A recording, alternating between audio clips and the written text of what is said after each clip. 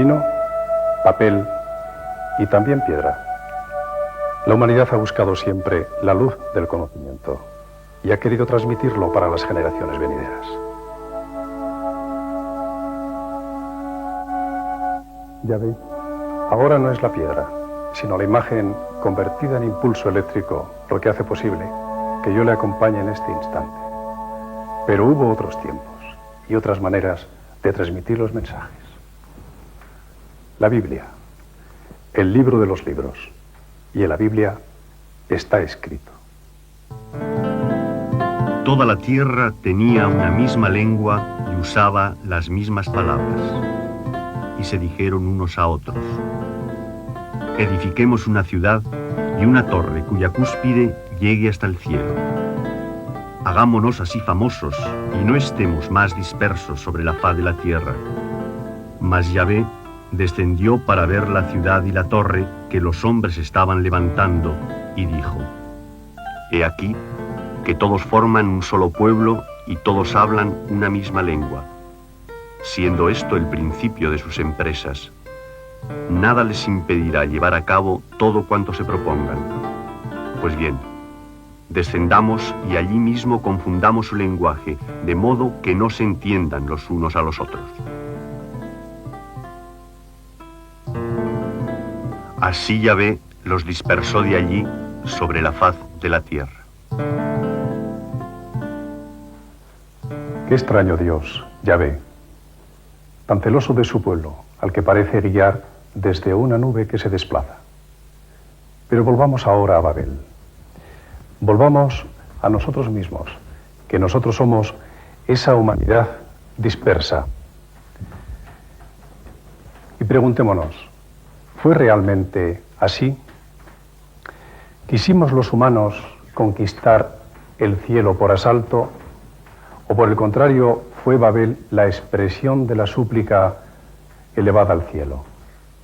Dejemos por ahora los libros de papel y tratemos de descifrar los libros de piedra.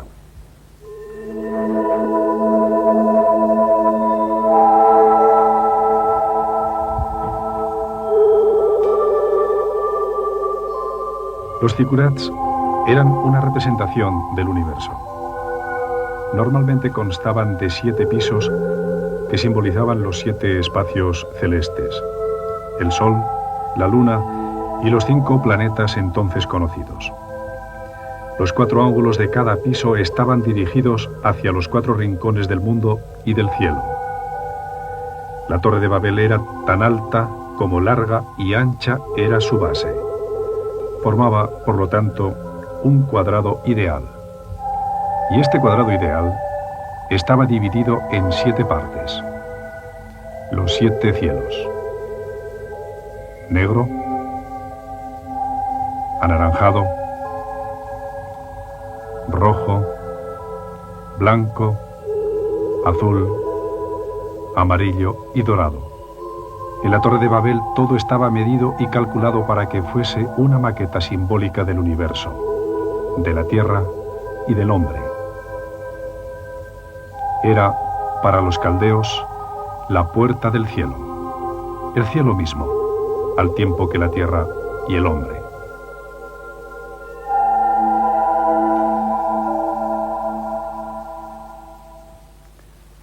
Ya tenemos escalera, alegoría constante en las culturas de la antigüedad para subir hasta el cielo, para atraer a los dioses.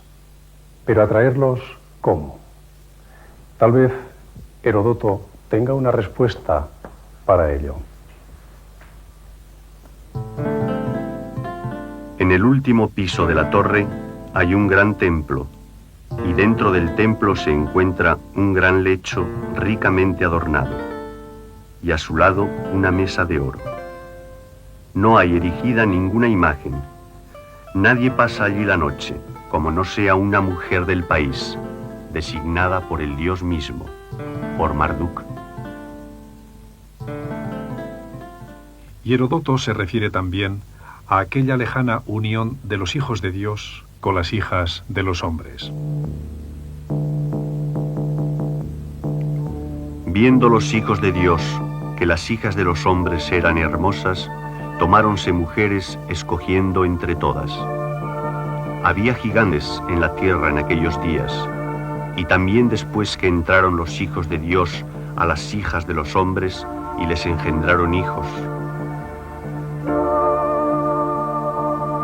Estos fueron los valientes que desde la antigüedad fueron varones de nombre.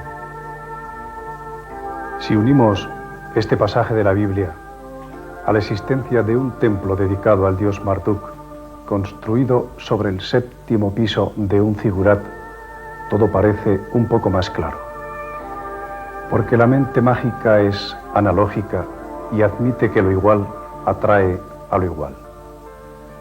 De esta manera, si situamos una doncella en el templo construido sobre el zigurat, más elevada que los 7 planetas, en la bóveda celeste que corresponde al nivel simbólico donde se sitúa la divinidad, la divinidad, podría unirse a ella. La divinidad podría unirse de este modo a las hijas de la tierra. Y así, Babilonia volvería a ser el pueblo elegido. ¿Pudo todo ello ser motivo de enojo para Yahvé? Los babilonios estaban completamente convencidos de que los dioses podrían acercarse hasta ellos descendiendo a través de los pisos escalera de los zigurats. Tan convencidos estaban de ello que incluso establecieron la prostitución sagrada en los propios zigurats. Así lo describe Heródoto. Los babilonios tienen una ley sumamente vergonzosa. Toda mujer nacida en la patria está obligada una vez en su vida a ir al templo de Milita, la Venus babilónica, para entregarse en él a un extranjero. Los extranjeros se pasean por allí y escogen a su antojo una de aquellas mujeres. Finalmente, cuando ésta ha cumplido la obligación que la ha llevado al templo de la diosa, abandonándose al hombre extranjero, vuelve a su casa, y entonces ya no será posible seducirla ni con todo el oro del mundo.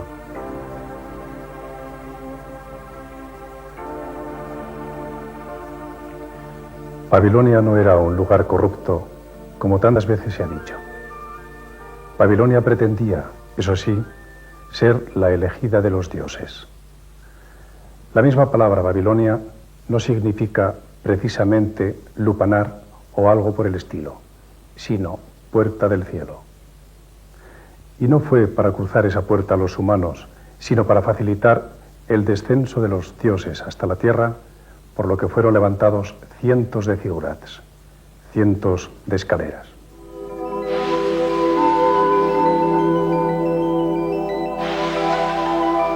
También las pistas y dibujos de Nazca, que no se ven desde el suelo, son escaleras que solo los dioses pueden ver, que solo los dioses pueden utilizar para volver a la tierra.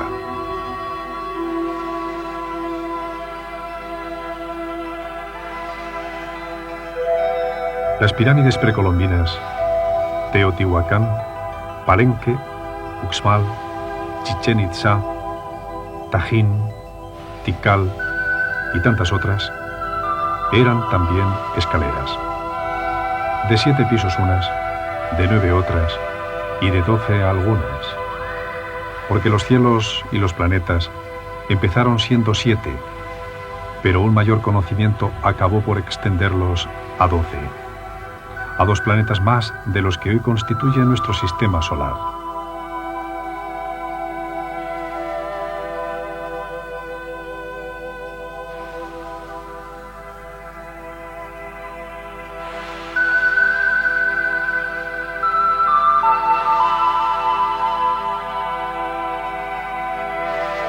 Stonehenge, ese círculo mágico, ese cosmos en la Tierra, orientado a todas las divinidades, transmitiendo su mensaje mandálico a los dioses volantes, visibles e invisibles.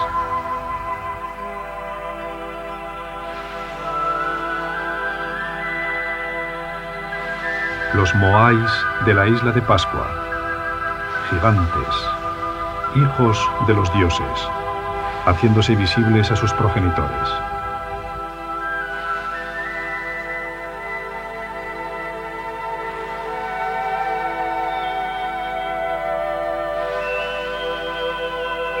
Tiahuanaco, junto al lago Titicaca, donde la diosa Orejona, Venus palmeada, se unió a los terrestres, donde los herederos de esos terrestres siguen invocando a Orejona, a la Gran Madre.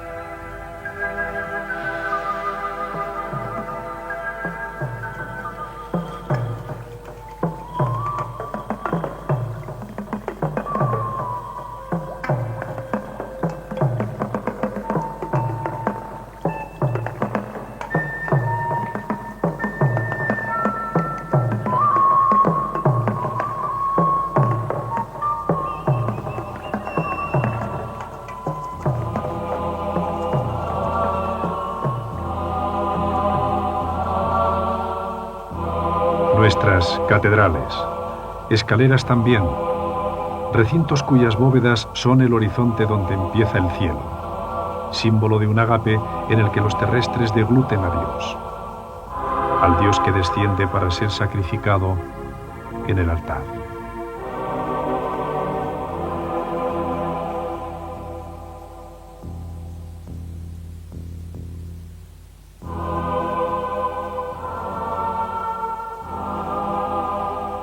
La Gran Pirámide, el gran libro de piedra, la gran escalera. La grafía jeroglífica de la palabra pirámide significa precisamente eso, escalera. Una escalera que no solo facilita la llegada de los dioses, sino que permite también leer en sus piedras los conocimientos que los dioses nos legaron, que es una forma de alcanzar el cielo.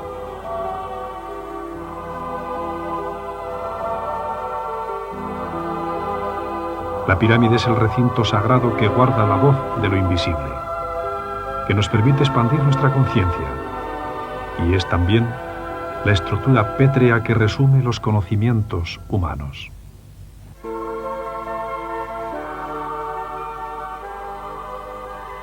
Antiguos documentos nos dicen que los planos de la Gran Pirámide bajaron del cielo. Y un manuscrito copto añade que los constructores de la Gran Pirámide plasmaron en ella todo su conocimiento astronómico. ¿Fue realmente así? Vamos a ver 3 ejemplos de los muchos que podrían ponerse en este sentido.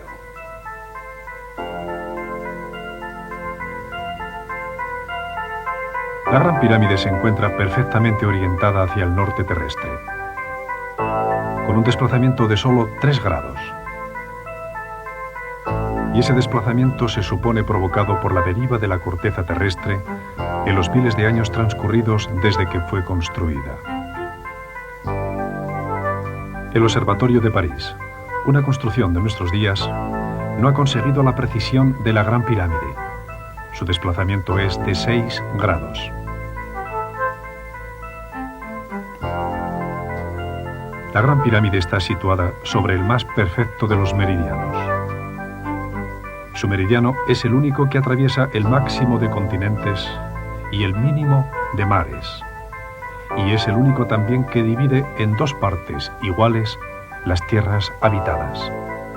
Nuestro primer meridiano de París y el actual de Greenwich están muy lejos de esa perfección. Dividiendo la suma de los 4 lados de la base de la Gran Pirámide por el doble de la altura del eje vertical, obtenemos exactamente 3,14159, o sea, el valor del número pi, y esto con una precisión que hasta hace muy poco no se conocía. La Gran Pirámide es un conjunto sorprendente.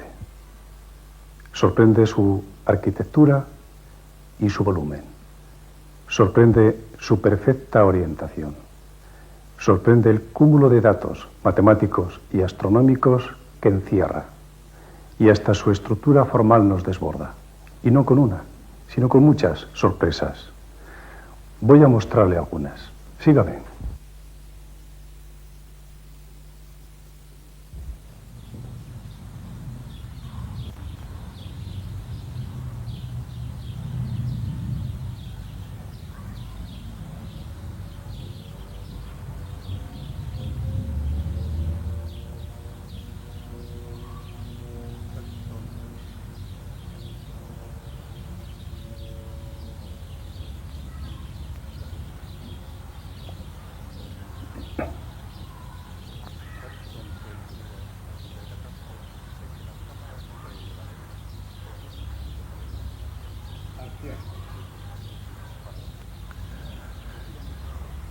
Aquí me tiene, experimentando. Se trata de una pirámide construida a escala. Y una de sus caras está orientada en dirección norte-sur, la misma de la pirámide real. Hágalo usted mismo, simplemente lo que ha visto, meditar dentro de la pirámide. Es probable que mejore su estado de salud general y con toda seguridad podrá descubrir que se agudiza su actividad mental. Y hasta podría ser que surgieran en usted capacidades paranormales, esas que dicen que todos poseemos en estado potencial.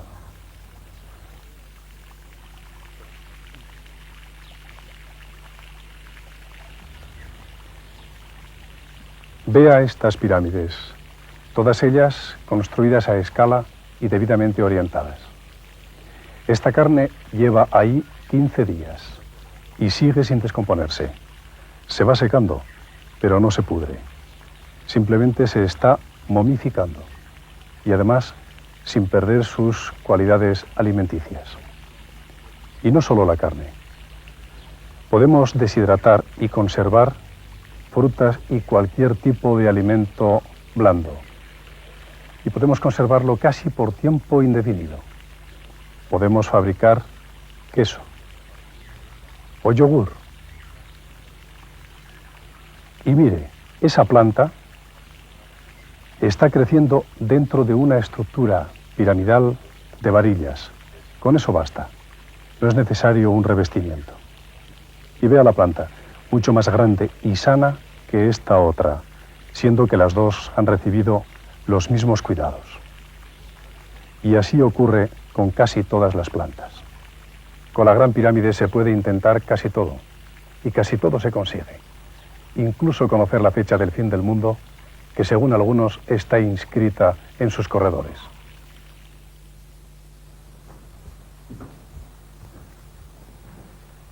Davidson fue el primero en percatarse de que las cámaras del rey y de la reina disponían de un sistema de ventilación que resulta completamente inútil para una momia.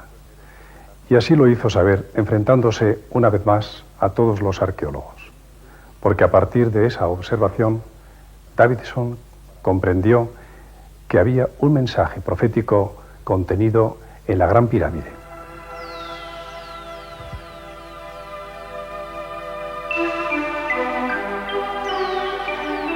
Aquí tiene los corredores y cámaras de la Gran Pirámide descubiertos hasta hoy, con sus medidas. Y eso es suficiente para que intentemos conocer la fecha del fin de los tiempos. Pero antes, debe saber que, en opinión de Davidson, la unidad de medida utilizada para su construcción es el codo sagrado, que equivale a algo más de 63 centímetros. Y la medida profética que Davidson encontró en la misma pirámide, exactamente en la antecámara, es la pulgada piramidal, o sea, un codo sagrado dividido por 25. Exactamente 2,5 centímetros. Y según Davidson, esta medida equivale a un año de nuestra historia. Y aquí surge una dificultad, porque esa precisión de cálculo difícilmente puede ser aplicada a unos corredores tan largos como los de la Gran Pirámide que, además, son de piedra no siempre alisada ni revestida. No obstante, sigamos.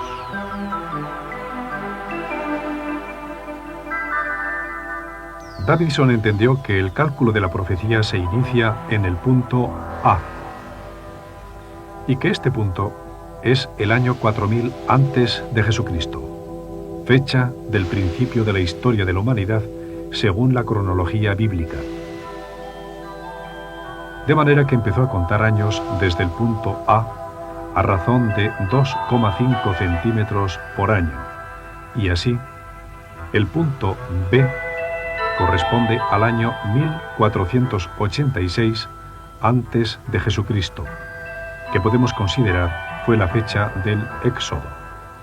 El punto C señala el año del nacimiento de Cristo, y la muerte y resurrección las encontró en el punto D. Siguió midiendo y encontró en E el año 1914, fecha de la Primera Guerra Mundial. El punto F señala a 1918, el final de esa misma guerra. El punto G a 1928, el año de la gran crisis. El punto I, el año 1936, que Davidson consideró era el año en que debía iniciarse una nueva época. Y el punto O, correspondiente al año 2001, lo calificó de año del fin de los tiempos, lo que, a su entender, no significaba el fin de la humanidad. Otros estudiosos, considerando las dificultades de medición, llevan ese 2001 hasta el año 2030. Le invito a que compruebe estas cifras.